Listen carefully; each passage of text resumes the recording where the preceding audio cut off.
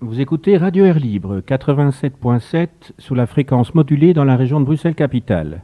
Je commence par un sujet qui me semble particulièrement d'actualité, c'est celui de la grippe mexicaine, et on peut s'interroger si cette grippe que l'on a appelée mexicaine, entre guillemets, n'est pas le résultat d'un effet boomerang, si je puis dire, puisque la véritable unification de la planète, la globalisation, en fait, ne remonte pas 20 ou 30 ans, comme on a tendance à le dire trop fréquemment, mais remonte en effet au XVIe siècle.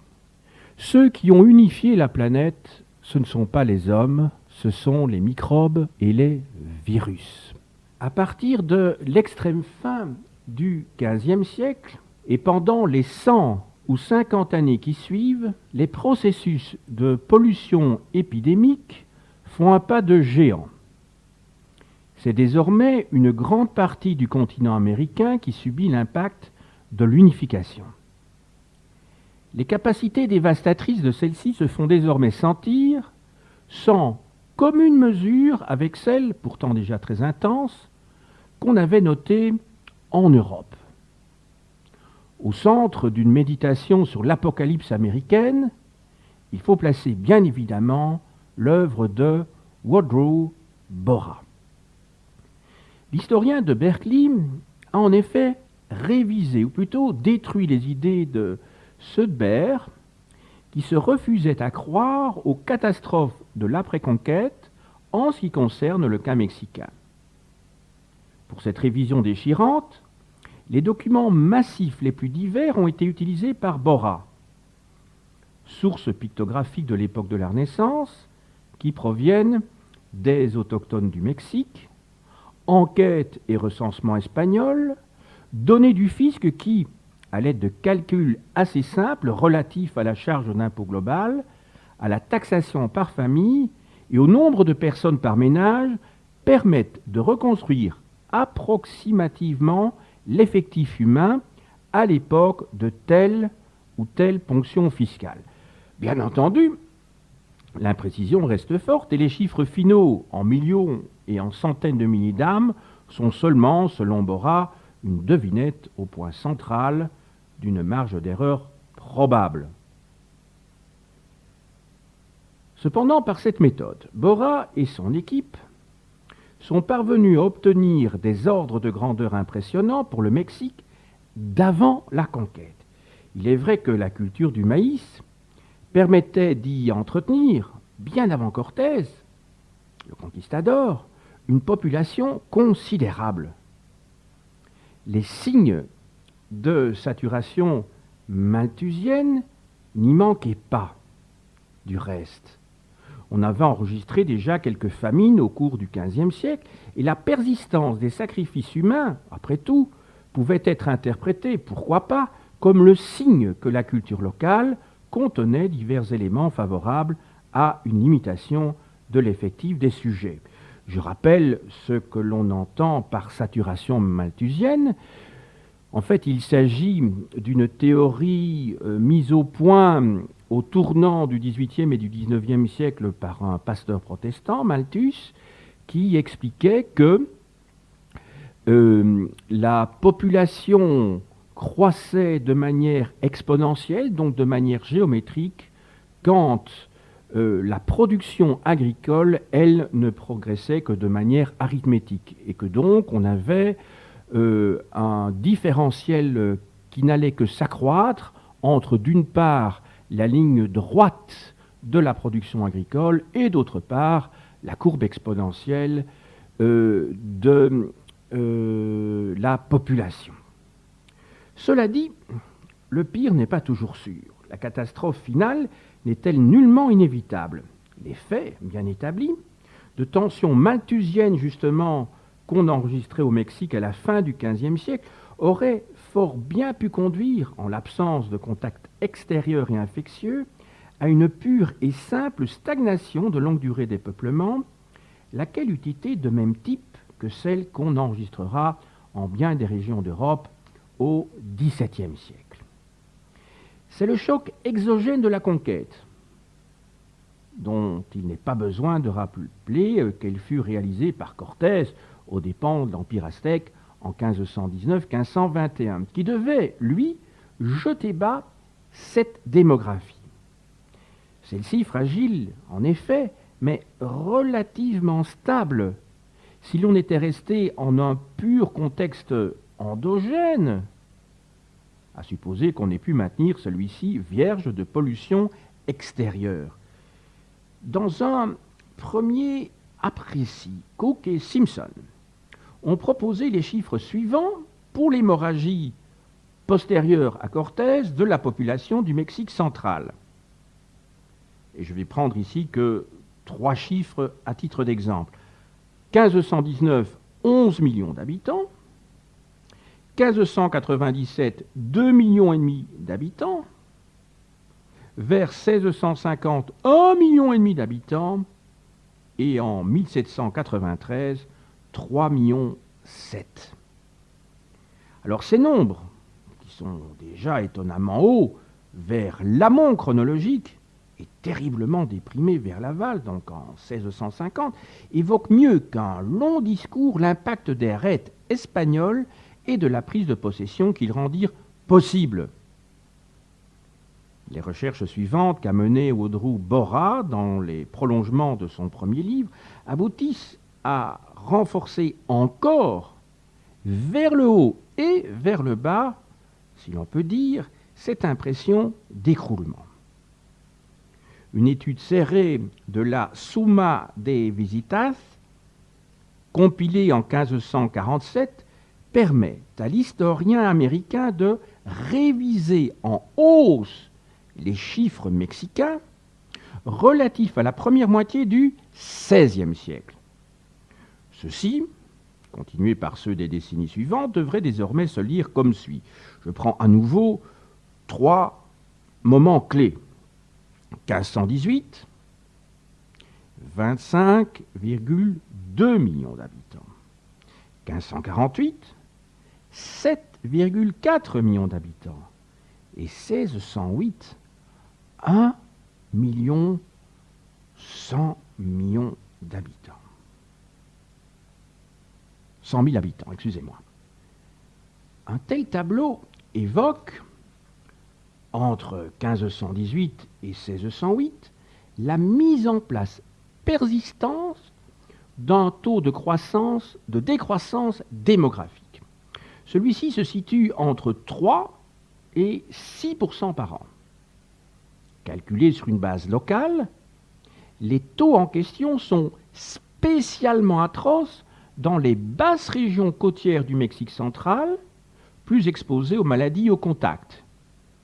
Ils sont moins élevés sur le plateau mexicain lui-même, celui-ci relativement sain par comparaison, et parfois moins contaminé que ne l'est le pays d'en bas. Le déclin lui-même, mesuré sur échelle logarithmique, qui remplace les pertes absolues par des pourcentages, commence à se ralentir à partir de 1580, date après laquelle les épidémies deviennent un peu moins apocalyptiques. C'est donc au cours des 20 dernières années du XVIe siècle qu'on atteint le plancher démographique, depuis lequel, beaucoup plus tard, postérieurement à 1650, une reprise redeviendra possible. Celle-ci ne sera du reste pendant bien longtemps qu'une médiocre et partielle récupération. Des monographies ponctuelles, comme celle qui concerne la région de Mixteca Alta, complètent et confirment les pesées globales qu'effectue ainsi Audrey Borra. Je reprends à nouveau 3 moments clés. 1520, 700 000 habitants. 1660-1670, 30 000 habitants, vous entendez bien. Et 1826, donc il y a moins de 200 ans, 60 000 habitants. Dans ce cas également, les taux de décroissance sont d'abord absolument catastrophiques, on vient de le voir, mais ils commencent, si on peut dire, à décroître à partir de 1580, une fois qu'est atteint le plancher des effectifs.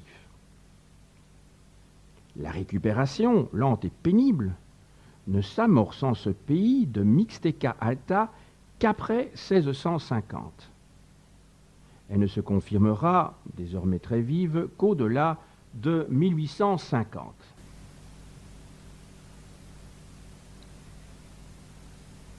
Cette méditation sur le nombre s'accompagne chez Borra de la mise en œuvre de toute une série d'indices complémentaires soigneusement étudiés pour la période de 1520-1650. L'historien de Berkeley souligne d'abord un vif contraste. La démographie indienne s'écroule, mais le peuplement des Blancs, lui, est mieux immunisé ou protégé contre les épidémies et fléaux divers qu'il se charge pourtant de répandre. Dès 1570, il y a 60 000 Blancs au Mexique central. Il y en aura 125 000 en 1646, 565 000 en 1742 et 784 000 en 1772. En même temps, la destruction de la masse indienne s'accompagne d'une crise du ravitaillement que fournissaient normalement les dominés à peau colorée pour l'usage des dominants à peau blanche. À la fin du XVIe siècle, les livraisons de dindons et de poules diminuent et le produit des dîmes en grains tombe. On doit créer des latifundia, donc des grands domaines, dirigés par les colonisateurs pour pallier les carences toujours plus graves de l'agriculture indigène qui dépérit finalement par manque de bras. Alors, mince consolation, au fur et à mesure que l'homme amérindien se raréfie, le bœuf et le mouton, par millions de têtes, prennent sa place. D'irrémédiables processus d'érosion sont déclenchés par cette invasion du bétail devenu mangeur d'hommes ou qui remplace les cadavres d'hommes. Des systèmes à base de corvées, de quasi-esclavage pour dette, voire d'attache à la glèbe, sont mis en place. Le colonisateur espère qu'ils remédieront au déficit béant de la main-d'œuvre autochtone. Comme chez les Européens des XIVe et XVe siècles, le coût du travail des Mexicains, dont l'offre se raréfie, augmente beaucoup plus vite que celui des matières premières et des produits agricoles. Les salaires, qui se gonflent donc, ne sont pas seuls en cause. Les textiles, gourmands de main-d'œuvre, voient leur prix multiplié par 20 ou 30 entre 1520 et 1610.